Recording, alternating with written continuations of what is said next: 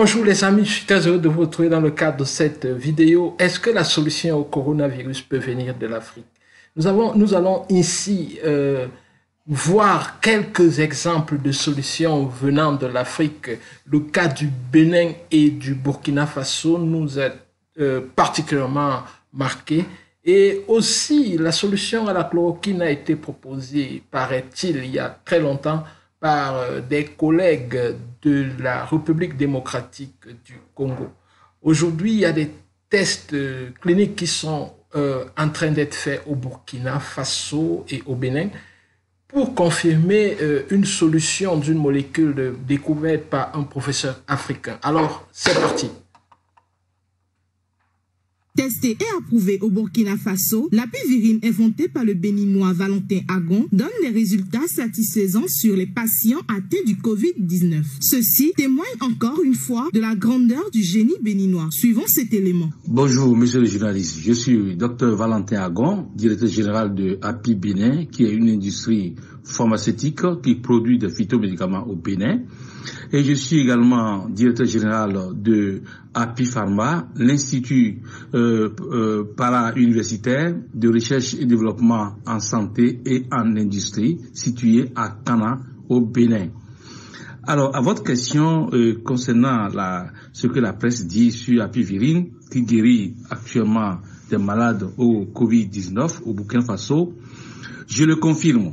En effet, il y a de cela 2 semaines, mes camarades de l'université de Burkina Faso, mes universitaires, des chercheurs comme moi, m'ont appelé et m'ont dit qu'il y a l'un de nos patrons qui serait malade, un Français qui serait malade de coronavirus. Donc on m'a appelé et j'ai envoyé par les cars qui quittent Cotonou pour Burkina, j'ai envoyé 4 boîtes de apivirine.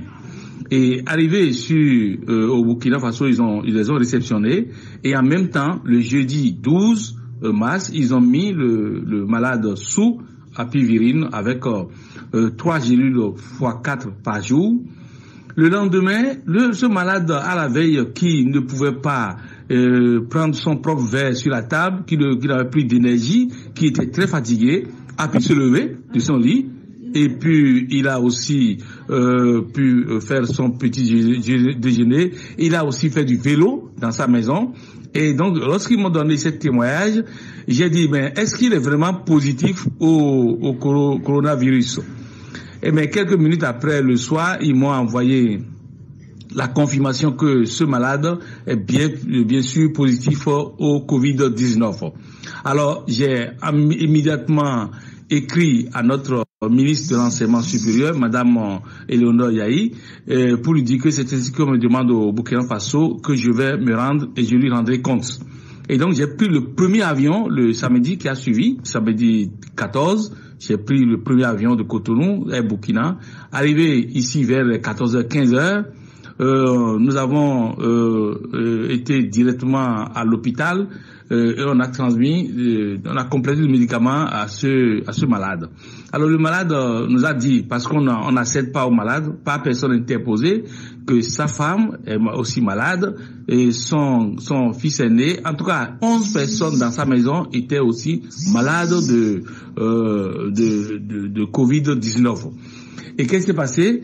Nous avons déposé les produits à leur portail et ces malades seront envoyés un enfant chercher les produits et ils se sont mis sous apivirine. Eh bien, le lendemain, nous avons eu beaucoup de témoignages, la toux a disparu, les fatigues ont cessé et tous sont positifs. Dans sa maison, nous avons remis au total apivirine à 11 personnes dans la maison du premier malade. Et donc, tous ceux-là sont bien portants aujourd'hui et vont très bien, juste après 5 jours de traitement. Et il y en a qui sont devenus même négatifs au Covid-19. C'est ainsi que ça s'est passé. Et puisque j'ai été formé au Burkina Faso, j'ai adressé immédiatement une lettre au président de l'université de Ouagadougou, qui est l'université Kizerbo. Et le vice-président m'a reçu immédiatement dans son bureau avec mes anciens formateurs. Et nous avons mis une équipe sur place et nous avons demandé une audience auprès du ministre de l'enseignement supérieur du Burkina Faso. et de la Recherche. Nous l'avons eu rapidement. Le même jour, le ministre nous a appelés et puis on a été le rencontrer le mardi là et il nous a écouté de long en large. Le même jour, le ministre a mis sur pied un comité pour l'étude clinique pour confirmer ce que j'étais en train de lui dire. C'est ainsi que le lendemain, le mercredi qui a suivi, on a fait une réunion entre universitaires et on a mis en place, on a d'abord reçu, on nous a reçu à l'IRS, c'est-à-dire à l'Institut de recherche en sciences de santé au Burkina Faso, dont le directeur s'appelle Sylvain Ouedraogo. Il a invité tout le monde, tous les corps, médecins, infectiologues, pneumologues, tout le monde était là et tous ceux qui passent dans le combat contre Covid-19. Donc nous étions tous réunis à l'IRSS et nous avons alors mis sur pied un comité technique et que nous avons fait voyager à 100 km de Ouagadougou pour se concentrer pendant 4 jours et ils ont écrit le protocole d'essai clinique de Apivirine sur le Covid-19. Alors, après avoir fait les 4 jours, ils sont revenus. Mais pendant ce temps, moi, je donnais déjà de médicaments à beaucoup de malades qui passent par des autorités pour venir prendre. Et puis, ça marchait très bien. Donc, vu cela, le ministre disait qu'il faut que ça avance vite. C'est ainsi que plus d'une vingtaine de personnes ont pris Apivirine, des personnalités de toutes les catégories, hein, tout le monde, hein, parce que Apivirine est facile à prendre et puis c'est une boîte de 40 gélules. 3 gélules x 4 par jour et puis les résultats, au lendemain on voit les résultats, ce n'est pas marchandé. Et donc c'est comme ça que ça a été, hein.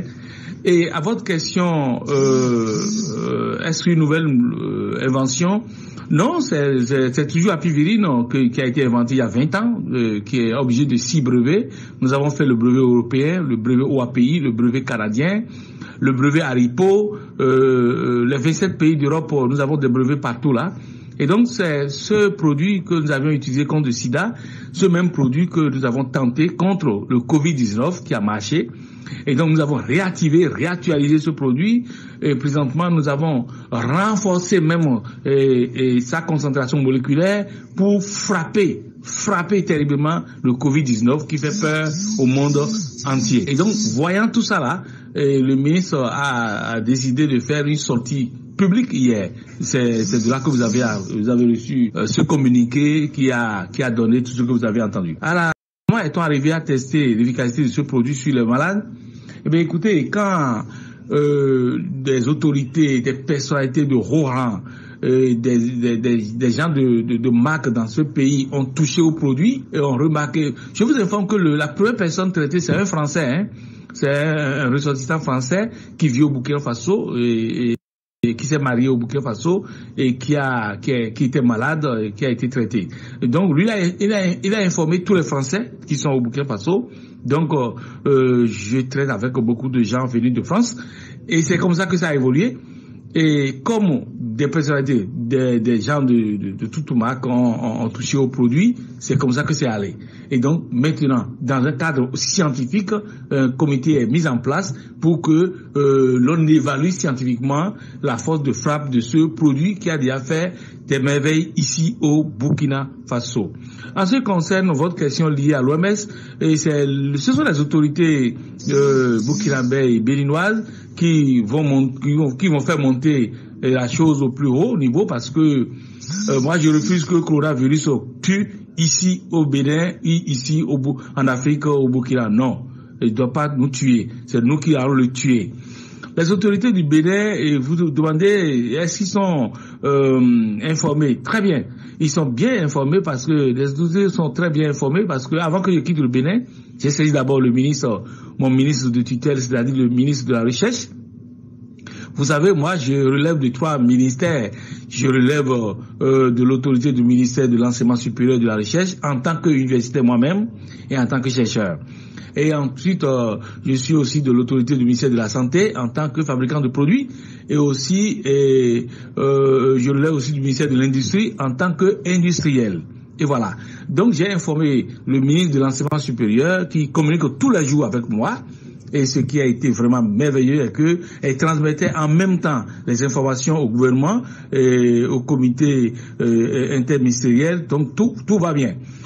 Et donc le ministre de la Santé étant informé, il m'a aussi appelé ici au Burkina Faso et tout marche bien. Ce que vous devez savoir, ce que je fais ici est à la fois pour le Bénin et pour le Burkina, parce que l'essai clinique que nous faisons ici sera fait sur 2 sites. Le site burkinabé et le site béninois. Et le ministre de la Santé du Bénin est en relation avec les ministères au Burkina Faso, et entre les 2 États, ça se discute très bien. Donc, soyez fiers, soyez tranquilles, et vous verrez les résultats bientôt. Alors vous dites, si je souhaite que le traitement soit utilisé au Bénin, mais c'est déjà ça, c'est un produit du Bénin d'abord, avant d'être le produit d'Afrique. Donc c'est d'abord pour les Béninois. Et les produits d'avenir, c'est avancer, produire. Nous avons le projet maintenant de produire entre 300 000 doses à 10 millions de doses. Et cela nécessite beaucoup de moyens. Donc je compte sur mes autorités au Bénin. Et nous mobilisons déjà pour une production massive de apivirine pour aller très loin. Donc, retenez que le Bénin est avec moi, le Burkina est avec moi, les autorités sont avec moi, nous sommes unis dans le même combat. Maintenant, faisons un tour du côté de la République démocratique du Congo pour voir ce que eux, de leur côté, sont en train d'expérimenter. Et puisqu'on parle de la chloroquine, c'est le résultat auquel ont abouti des chercheurs de l'université de Lubumbashi il y a de cela quelques années. Ils ont proposé un traitement au coronavirus en 2 phases, la phase préventive et la phase curative. Parmi les chercheurs qui ont pris part à ces études, il y a le professeur Lundu Anzuel. Philomène, nous l'avons joint depuis Lubumbashi. Elle est au téléphone de Rachel Kitita. Nous avons mis sur place un protocole qui combine les interférents de type 1, c'est-à-dire les interférents alpha et bêta, et les interférents de type 2, c'est-à-dire les interférents gamma, la chloroquine et ainsi que les antioxydants. Et je dois vous dire que ce protocole-là date de très longtemps. C'est un protocole que nous avions conçu à l'époque, depuis 2012, qu'on a d'abord essayé d'utiliser sur le VIH. Nous avons mené une petite étude là sur le VIH qui nous a donné des résultats très spectaculaires. Au bout de 45 jours, on a vu ces patients qui étaient en échec thérapeutique avec des charges virales vraiment indétectables. La particularité de notre protocole, c'est quoi? Nous avons 2 schémas thérapeutiques. Nous avons un schéma préventif et nous avons un schéma curatif. Le schéma préventif concerne les personnes qui sont asymptomatiques et saines. Et quelles sont ces personnes asymptomatiques? Surtout le personnel médical qui reçoit tous les malades. Et ainsi que les personnes qui sont en contact avec les personnes malades. Et là, nous avons proposé un schéma qui combine l'interférence soit alpha ou bêta, selon la possibilité qu'on aura. On ajoute aux interférents la chloroquine ainsi que les antioxydants. Maintenant, pour le traitement curatif que nous appelons post-expositionnel, là, nous combinons aussi plutôt 3 sortes de molécules. Nous avons l'interféron alpha, l'interféron gamma, la chloroquine et en fait ces 4 molécules et les antioxydants. On le prend en même temps, au moins pendant 10 jours. Mais pour le protocole en pré-exposition et les schémas en pré-exposition, là, il faut 5 jours. On prend d'abord les interférons et les antioxydants et après, on va associer la chloroquine pendant 3 jours. Voilà ce que nous avons fait. Et je vous dis aussi que le professeur et mon collègue, mon maître, le professeur Kwalanga, est venu à Kinshasa, à l'université de Lubumbashi, a présenté d'abord le 25 février le protocole aux membres de décanat de la faculté de médecine. Et ensuite, le 27 février, il a encore représenté le protocole maintenant à une assemblée un peu plus élargie, avec beaucoup d'autres professeurs des autres départements, aux cliniques universitaires dans la salle de pédiatrie. Et moi-même, qui vous parle le 21 février, j'ai transmis le protocole, donc la conférence que nous avons tenue sur le protocole-là, au professeur Banda, qui est aussi membre du département de médecine tropicale et de maladies infectieuses et tropicales, donc de l'université de Kinshasa. Alors, nous sommes quand même déjà contents du fait qu'ils utilisent déjà notre protocole. Ils ont pris la chloroquine et les antioxydants. Ils ont ajouté la azithromycine, qui est un antibiotique qui lutte contre les infections bactériennes en cas de pneumonie due à une surinfection bactérienne. Et ça, c'est le professeur Raoul de Marseille qui a mis ça dans son protocole et puis ils ont ajouté ça dans notre protocole. Mais ce qui est bien, mais là, ça concerne seulement les malades qui ont des problèmes de pneumonie. Et au cas où l'Organisation mondiale de la santé ne valide pas la chloroquine, le professeur Philomène Lungu fait savoir qu'il existe une molécule de réchange. Suivez. Aujourd'hui, j'ai suivi depuis hier que l'OMS déconseille la chloroquine. Et je ne sais pas pourquoi ils déconseillent la chloroquine, mais la chloroquine, c'est une molécule qui a été bien sûr quel commentaire je peux faire de ceci? Je ne sais pas pour vous, mais moi, ce qui me désole, c'est que ce professeur, il devrait peut-être tester cette deuxième molécule dont elle parle ici, avant de se taire, de dire que en fait ça peut marcher ou ça peut ne pas marcher, ou ça peut remplacer la chloroquine ou pas, ou alors si l'OMS ne valide pas la chloroquine, il y a une solution de recharge. Quelle est cette solution? Nous devons impérativement apprendre à nous lancer. Et c'est ça la différence entre ceux qui réussissent et ceux qui échouent. Du moins ceux qui ne réussissent pas. Du moins ceux qui restent là assis sur des solutions sans qu'ils sont des rois du monde. Non. Et aujourd'hui, ça sort des tiroirs que ce protocole a été institué depuis. Mais voilà. Aujourd'hui, vous avez une autre molécule que vous pensez qu'elle peut remplacer la chloroquine, mais vous n'avez testé nulle part. Vous n'en avez parlé à personne. Et comment est-ce que vous serez crédible? Donc, l'Africain doit apprendre à prendre les devants. On n'est pas toujours reconnu, on ne sera même pas reconnu, mais ce n'est pas important. L'essentiel, c'est d'avancer, un peu comme cet exemple du Bénin et du Burkina, à qui je dis bravo. Ciao.